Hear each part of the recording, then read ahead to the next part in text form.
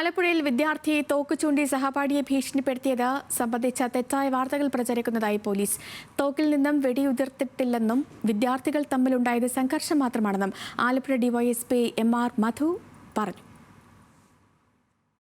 ഈ മാസം 6-ാം തീയതിയാണ് ആലപ്പുഴ നഗരത്തിൽ സ്കൂൾ വിദ്യാർത്ഥികൾ തമ്മിൽ സംഘർഷമുണ്ടായത്. സ്കൂളിൽ നിന്നും പുറത്തിറങ്ങിയ വാടയ്ക്കൽ സ്വദേശിയായ വിദ്യാർത്ഥിയെ ഇരവുകാട് സ്വദേശിയായ മറ്റൊരു വിദ്യാർത്ഥിയുടെ നേതൃത്വത്തിൽ 3-അംഗ സംഘം തടഞ്ഞു നിർത്തി മർദ്ദിച്ചു. വെടിവെപ്പ് എന്നുള്ള സംഭവം ഉണ്ടായിട്ടില്ല. ഈ കുട്ടി തന്നെ അത് നിരസിച്ചിട്ടുള്ളതാണ്. ബസ് സ്റ്റോപ്പിലേക്ക് വരുന്ന വഴി ഈ കുട്ടിയെ 3 സംഘം ആക്രമിക്കുന്ന ഒരു സംഭവമാണ് ഉണ്ടായത്.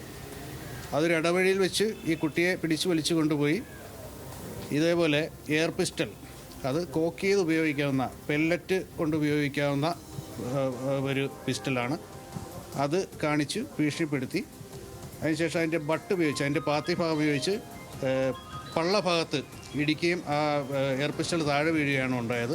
പോലീസിന്റെ പ്രാഥമിക അന്വേഷണത്തിൽ പെല്ലറ്റ് കുടുങ്ങിയ നിലയിലുള്ള എയർ പിസ്റ്റൾ ഉപയോഗശൂന്യമാണെന്ന് കണ്ടെത്തിയിട്ടുണ്ട്. ബന്ധുവിന്റെ സുഹൃത്തിന്റെ വീട്ടിൽ നിന്നാണ് വിദ്യാർത്ഥി തോക്ക് കൈവശമാക്കിയത്. തോക്ക് ഇതിനു മുൻപ് ഉപയോഗിച്ചത് സംബന്ധിച്ച് പോലീസ് അന്വേഷിക്കുന്നുണ്ട്. സഹപാഠിയെ മർദ്ദിക്കുമ്പോൾ വിദ്യാർത്ഥിയുടെ കൈവശം കത്തിയുണ്ടായിരുന്നു.